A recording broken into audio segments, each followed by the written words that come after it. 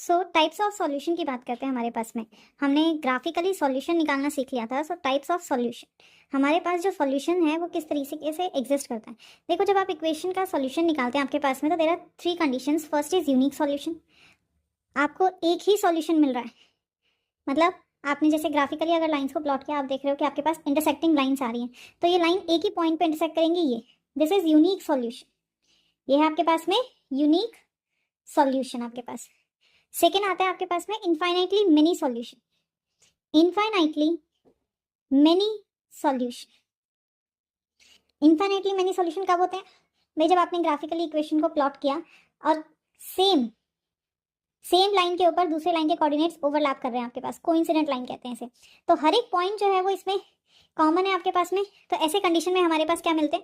हमें मिलते हैं infinitely many solution. And third condition is no solution, जब सॉल्यूशन एग्जिस्ट ही नहीं करता है, दैट इज पैरेलल लाइन।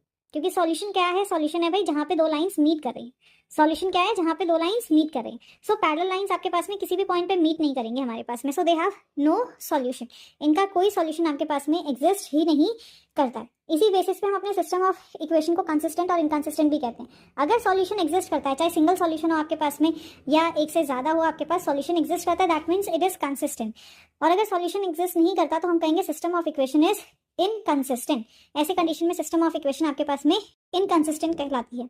तो ये तो सिंपल सी बात होगी जहाँ पे आप ग्राफिकली बता सकते हैं कि हमारे पास में जो इक्वेशंस हैं आपके पास में, वो इक्वेशंस किस तरह के सॉल्यूशन को एग्जिस्ट करती हैं। अगर पैरेलल है दैट मीन्स नो सॉल्यूशन आपके पास में, इनकंसिस्टेंट सिस्टम ऑफ इक्वेशन। और अगर कोइंसिडेंट या इंटरसेक्टिंग आ रही है दैट मीन्स यूनिक या फिर इनफाइनाइटली मेनी सॉल्यूशन एग्जिस्ट कर रहा है आपके पास में। But graphically her bar plot करना मतलब टाइम बहुत ज़्यादा कंज्यूम करना। तो इसके लिए हमारे पास में एक तरीका है। आपके पास इक्वेशन ऑफ लाइन इस फॉर्म में a1x plus b1y plus c1 equals to 0, a2x plus b2y plus c2 equals to 0। भाई ये दो पेयर ऑफ इक्वेशंस है आपके पास में। आपको चेक करना है कि भाई हमारे पास में जो इक्वेशंस हैं वो कैसी हैं, मतलब कंसिस्टेंट है या इनकंसिस्टेंट है, किस तरह का सॉल्यूशन हमारे पास में एग्जिस्ट कर रहा है। ठीक है, तो हम क्या करते हैं, हम रेशो निकालेंगे। क्या करेंगे? हम रेशो निकालेंगे आपके पास में।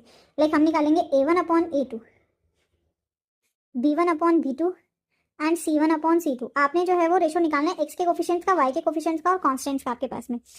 अगर आपके पास में a1/a2 is not equals to b1/b2, a1/a2 is not equals to b1/b2, this means what? Exactly one solution. Exactly one solution, भाई एग्जैक्टली एक सॉल्यूशन एग्जिस्ट करता है, मतलब यूनिक सॉल्यूशन। कैसी लाइंस है? इंटरसेक्टिंग लाइंस है। कैसी लाइंस है भाई? इंटरसेक्टिंग लाइंस है। System of equation consistent, inconsistent? Consistent मिलेगा आपको, राइट?